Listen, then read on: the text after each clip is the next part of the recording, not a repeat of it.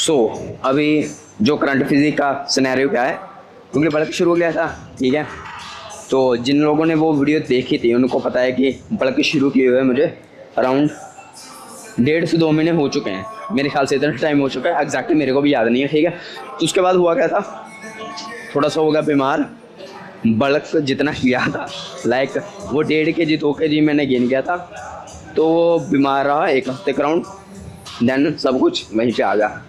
Cell दोबारा शुरू किया है, ठीक है, लेकिन अभी भी पहले से 3 kg वेट इंक्रीज ही है मेरा, ठीक है। तो उसमें मेजॉरिटी जो है वो फैट बहुत ही कम अभी बॉडी ने होल्ड किया, ठीक है। उसमें मेजॉरिटी जो भी है अभी कहाँ है, सिर्फ टमी पे है, ठीक है। थोड़ा थोड़ा पेट पे अभी फैट आ चुकी है, ठीक है। लेकिन ओवरऑल बॉडी में अगर आप देखो, अगर लास्ट वाली वीडियो में से, तो काफ़ी फ़र्क है बॉडी में, लाइक बॉडी में ना वो फुलनेस आने शुरू हो गई है। तो लीन बल्क करने का यही फ़ायदा रहता है कि आप ज़्यादा फैट गेन नहीं करते, आपकी बॉडी शेप में भी रहती है, और आपका जो गेन करते हो ना वो ऐसे ही दिखता भी ऐसे है और होता भी ऐसे है कि आपका मसल ही दिखता है वो सारे का सारा, ठीक है। तो वो अननेसेसरी बॉडी में वो फैट आती नहीं है। और साथ में अभी जो वर्कआउट है उसका भी सिनेरियो ऐसा है कि मैंने स्प्लिट चेंज कर दी है, ठीक है। स्प्लिट इन द सेंस वैसे चेंज नहीं की, वही जो पहले करता था, जैसे लेग पुश एंड पुल, ठीक है। अभी है पुल डे आज, तो करेंगे बैक वगैरह। तो इनमें मैंने अभी चेंज क्या कर दिया, जैसे आज बैक का डे है ना, तो बैक वाले दिन मैंने क्या कर दिया कि पूरी बैक को एक दिन ट्रेन ना करते हुए जो मैंने ऐड किया है कि एक दिन जैसे फर्स्ट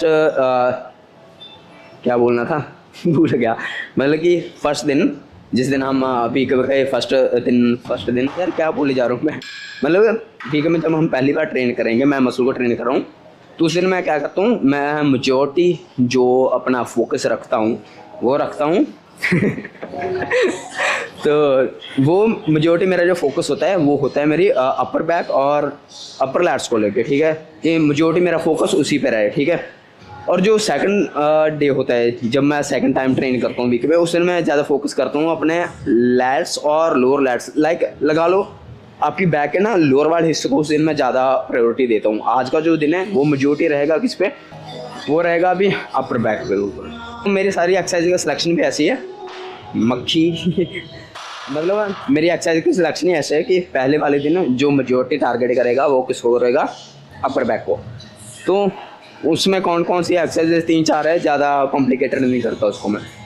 सो वही फोकस सारा का सारा कहाँ पर रहेगा, अपर बैक के ऊपर, ठीक है। तो अपर बैक के लिए ज़्यादा कुछ नहीं, इतना कॉम्प्लिकेटेड नहीं करता, ठीक है। वही बेसिक एक्सरसाइजेस हैं जो उन्हीं पर ज़्यादा मैं फोकस रखता हूँ। जैसे फर्स्ट पे शोल्डर वेट से थोड़ी सी बाहर, लेग पुल डाउन, लेकिन थोड़ा सा लीन होकर यहाँ पे, ठीक है, ज़्यादा स्ट्रेट नहीं, कि जिसमें थोड़ी सी अपर बैक थोड़े से लैट्स दोनों इन्वॉल्व हो ही जाते हैं इसमें।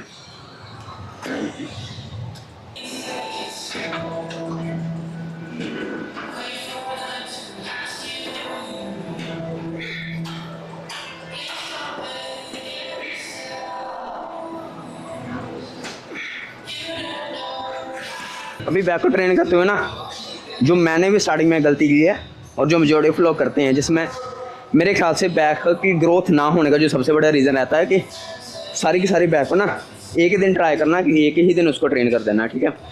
मेजॉरिटी टाइम होता गया है कि आप 5-6 एक्सरसाइज तक पहुंच जाते हो, ठीक है। मेरे ख्याल से मुझे जो लगता है कि 3 या 4 एक्सरसाइज के बाद ना बैक के मसल और वैसे भी आपकी फोरआर्म फटीग हो जाती है, तो आप उतना फोर्स जनरेट ही नहीं कर पाते, ना ही मसल को उतने अच्छे से टारगेट कर पाते हो।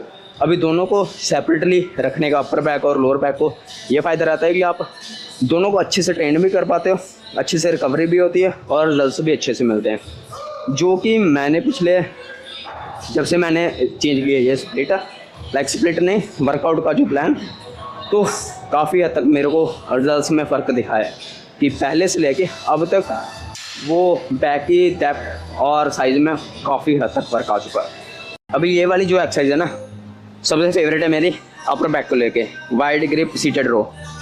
रीज़न है कि इसमें ना अपर बैक पे आपका स्ट्रेच भी बहुत अच्छा आता है जब आप आगे को जा रहे हो, ठीक है, और कॉन्ट्रैक्ट भी कर रहे हो तो बहुत अच्छे से हो रहा है, ठीक है। मेरे ख्याल से बाकी एक्सरसाइज में आप अपर बैक को उतना अच्छे से टारगेट नहीं कर पाते जितना अच्छे कर पाते। मैं ये नहीं बोल रहा भी ये बेस्ट है, ठीक है, क्योंकि कोई भी एक्सरसाइज किसी के लिए बेस्ट नहीं होती। ये हर पर्सन टू पर्सन वेरी करता है, कौन सा बंदा किस एक्सरसाइज को कितने अच्छे से एग्जीक्यूट कर पाता है, ठीक है। ये मेरे लिए बेस्ट हो सकती है, ज़रूरी नहीं कि सब लोगों के लिए हो।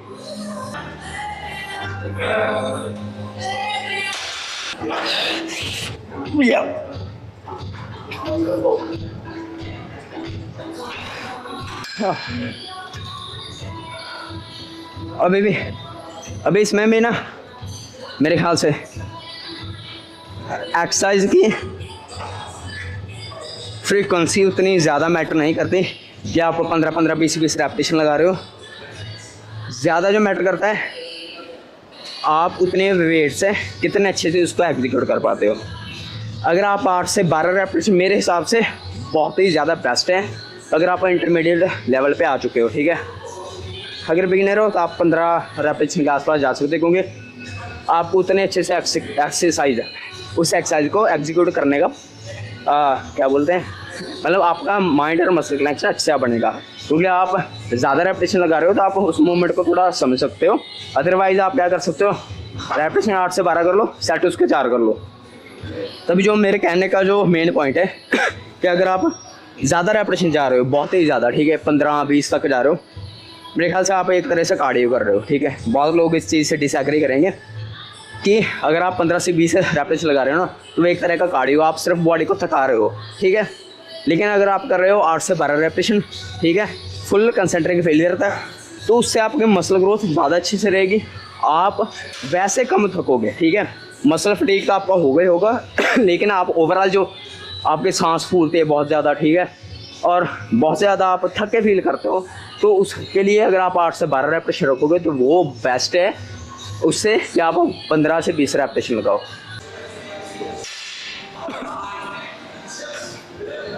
और ये एक चीज़ उन लोगों के लिए जिनको लगता है कि उनको कंटेंट क्रिएट करना चाहिए लेकिन वो शुरू नहीं कर रहा है, इंक्लूडिंग मैंने भी।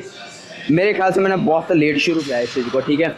मुझे काफ़ी टाइम पहले ही इसको शुरू कर देना चाहिए था, क्योंकि फिर भी चलो जहाँ तक क्या शुरू किया, ठीक है। अगर आपके पास कोई स्किल है, ठीक है, अगर फिटनेस की बात ले लें, अगर आपके पास अच्छी फिजिक है, अच्छी नॉलेज है, आप किसी की हेल्प कर पा रहे हो ना, तो कंटेंट बनाना ज़रूरी है। अभी ज़रूरी क्यों है, ठीक है, ये तो वैसे तो हर किसी की अपनी अपनी ना प्रेफरेंस होती है कि हाँ उसने लाइक कंटेंट क्रिएशन में आना है या नहीं आना, ठीक है, ये इंटरेस्टिंग होता है। लेकिन ना मेरा जो मानना है कि अभी जो जनरेशन है ना, जो अभी का सिनेरियो सारा वो है टोटली सोशल मीडिया पे, ठीक है। जब तक आप खुद को सोशल मीडिया पे लेके नहीं ना आ रहे तो लोगों को कुछ पता नहीं चलेगा। अगर आप किसी को ऑफलाइन भी बताओगे ना तो उससे ज़्यादा वो आप तब ट्रस्ट करेगा जब आप ऑनलाइन कुछ नॉलेज दे रहे हो। तो ज़रूरी नहीं है फिटनेस लाइन में, अगर किसी भी लाइन में हो तो कंटेंट क्रिएशन करना ज़रूरी है मेरे ख्याल से। अगर फिजिक भी है ना किसी के पास, उसको नॉलेज है, उसकी फील्ड भी फिटनेस ही है, लेकिन स्टिल वो बंदा कंटेंट क्रिएट नहीं कर रहा, तो मेरे ख्याल से आप जो आपने अचीव किया है, ठीक है, जैसे कि फिजिक आपकी अच्छी है तो वो एक अचीवमेंट ही है, ठीक है। तो अगर आप उस अचीवमेंट से कुछ चीज़ जनरेट नहीं ना कर पा रहे, जैसे हेल्थ आपने जनरेट कर ली क्योंकि आपने एक्सरसाइज की है, अच्छी बॉडी बना रखी है, ठीक है, खुद को मेंटेन किया है, लेकिन वेल्थ का क्या, ठीक है, पैसा इंपॉर्टेंट है, उतना ही इंपॉर्टेंट है जितनी बाकी चीज़ें, तो मेरे ख्याल से इंपॉर्टेंट है। तो अगर सोच रहे हो कि कल से शुरू करूँगा, परसों से शुरू करूँगा, तो वो चीज़ें रह जाती हैं। शुरू करना हो तो आज फिर शुरू कर लो। अभी ये वाली एक्सरसाइज बहुत लोग इसको अवॉइड करते हैं, ऑन दी अदर हैंड मेरे जैसे लोग जिनकी फेवरेट है बारबल बेंड ओवर हो, ठीक है। अभी ये एक्सरसाइज मेरी फेवरेट क्यों है, ठीक है, जो लोग नहीं लगा रहे उनको ये लगता है कि शायद इससे लोअर बैक में इंजरी आ जाएगी, ऐसा वैसा। मेरे ख्याल से कोई भी एक्सरसाइज ना ख़राब नहीं होती जब तक आपकी फॉर्म और आप उसको अच्छे से एग्जीक्यूट कर पाते हो, ठीक है। अभी बारबल बेंड ओवर में क्या है कि इससे जो आपकी अपर बैक और लैट्स में जो साइज़ आता है ना बहुत ज़बरदस्त है, ठीक है, क्योंकि इसमें आप एक तो लोड भी हैवी ले सकते हो, ऊपर से ये एक कंपाउंड मूवमेंट है, ठीक है। आपके लोअर बैक भी इसमें इन्वॉल्व होगी, आपकी लैट्स भी हैं, ठीक है। और आपके मेरे ख्याल से एक तरफ से स्ट्रेंथ का भी पता चलता है कि हाँ आप अपनी बॉडी को एकदम मेंटेन कितना कर पाते हो थ्रू आउट द मूवमेंट, और आप फ्री वेट में कितना फुल कर पाते हो अपने मसल्स से। क्योंकि मशीन्स में तो ये होता है कि मशीन में वेट फिक्स है, आपने लगा लिया, लेकिन फ्री वेट में ये होता है कि आपका माइंड मसल कनेक्शन और आपका पोस्चर और एक्सरसाइज को लगाने का तरीका वो बहुत मैटर करता है इसमें। तो मेरे ख्याल से ये होनी चाहिए सबके वर्कआउट प्लान में। वो जो लोग अवॉइड करते हैं ना, मेरे ख्याल से इतने कोई सेंस है नहीं किसी भी एक्सरसाइज को स्किप करने के लिए।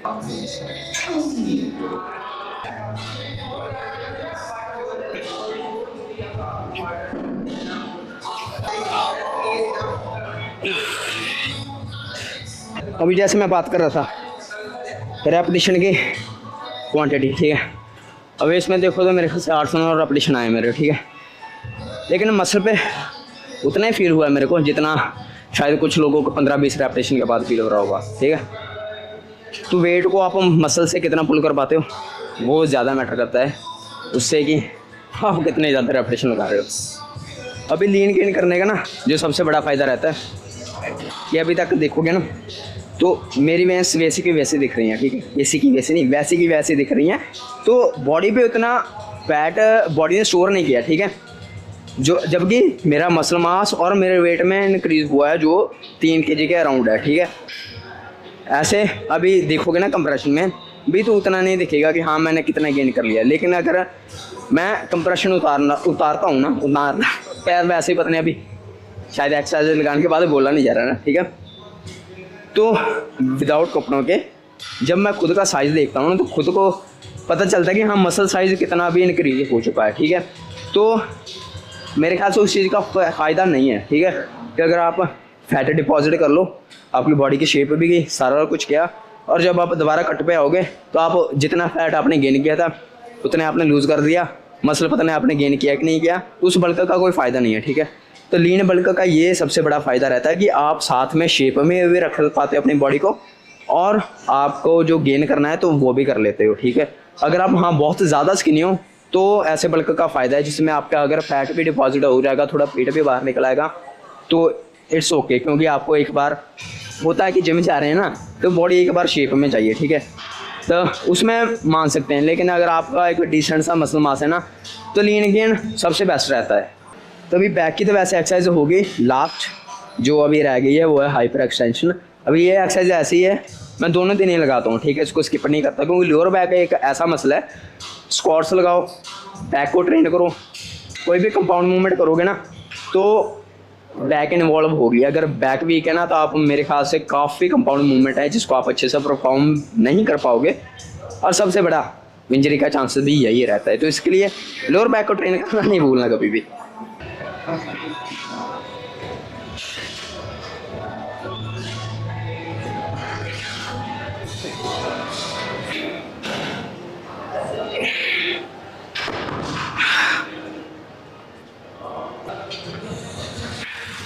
अभी एक्सरसाइज करते हैं ना मेरे ख्याल से वॉल्यूम बहुत मैटर करती है, ठीक है।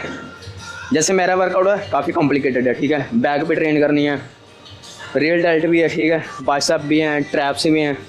तो अगर ओवरऑल बैक को ना वॉल्यूम ज़्यादा रखूँगा तो रिकवरी होने के चांसेस बहुत ज़्यादा कम हो जाते हैं, ठीक है। इसलिए वो जो सिनेरियो ना मेरा बैक को अपर बैक अलग तरीके से ट्रेन करना अलग दिन और लोअर बैक को एक अलग दिन देना, तो ये एक बहुत बड़ा रीज़न है इसमें, ठीक है। अगर मैं पूरी बैक ट्रेन करूँगा, बाइसेप भी ट्रेन करूँगा, ट्रैप्स भी हैं, ठीक है, और साथ में रियल डेल्ट भी है, तो वॉल्यूम इतनी ज़्यादा हो जाएगी ना कि रिकवरी नहीं हो पाएगी, ठीक है। क्योंकि 2 दिन छोड़ के दोबारा भी तो मसल को ट्रेन करना है ना। और दूसरी सबसे बड़ी चीज़ जो मैंने स्टार्टिंग में बोली थी कि आप उतने अच्छे से मसल को हिट ही नहीं कर पाओगे। कितने सेट हो जाएंगे सोच लो, मतलब आप एक ही दिन में 15-16 सेट लगा रहे हो तो उस चीज़ की कोई सेंस नहीं बनती। तो वॉल्यूम बहुत मैटर करती है। ज़्यादा ट्रेन करने का मतलब ये नहीं होता कि आप उस मसल को ज़्यादा ग्रो कर पाओगे। मसल हिट अच्छे से होना चाहिए, चाहे आप उसको 2 एक्सरसाइज में कर लो, चाहे 4 में कर लो, चाहे 6 में कर लो, चाहे 8 में। लेकिन हाँ, जितनी उसकी फ्रिक्वेंसी बढ़ती जाएगी ना सेट्स की, आप ज़्यादा थकोगे, मसल उतना फटीग जनरेट नहीं होगा और रिकवरी में फ़र्क तो बहुत ही ज़्यादा आएगा। आप रिकवर कर नहीं पाओगे उतने अच्छे से। मेरे लिए अपर बैक अभी जाके ख़त्म होगी इस एक्सरसाइज के बाद, नहीं इसके बाद भी नहीं, अभी ट्रैप्स पड़े हैं। ठीक है,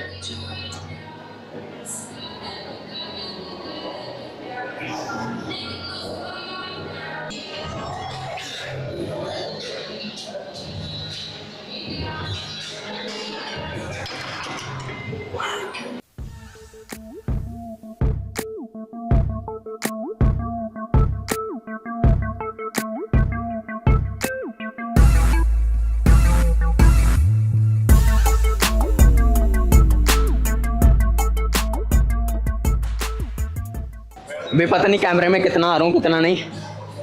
बाइसेप पे आ गए हम। तो इसमें भी ना एक अलग सी चीज़ है जो मैं ट्राई करता हूँ, हर बार नहीं करता ये, लाइक कुछ टाइम के लिए, लाइक एक आधे महीने के लिए ना इस चीज़ को ट्राई कर लेता हूँ कि अभी रॉड में वेट को डाल के ना जितना मैं मैक्स उठा सकता हूँ उसमें 2 से 3 प्लेट्स ना मैं ऐड कर लेता हूँ। तो उसका ना ड्रॉप सेट करता हूँ लास्ट तक बिल्कुल, जैसे लास्ट में ना बारबेल भी जिससे ना उठ पाए। तो उससे होता है कि जो बाइसेप पे लोड की वजह से ना जो मसल फ्रीक जनरेट होता है वो बहुत नेक्स्ट लेवल रहता है इस पर।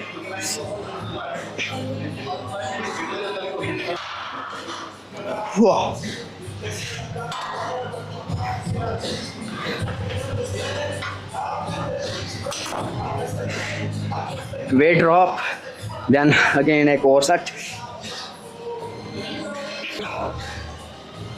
ओह,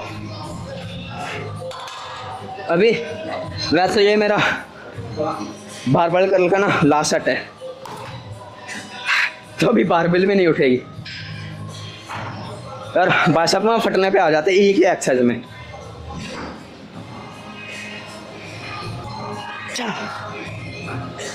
ओह,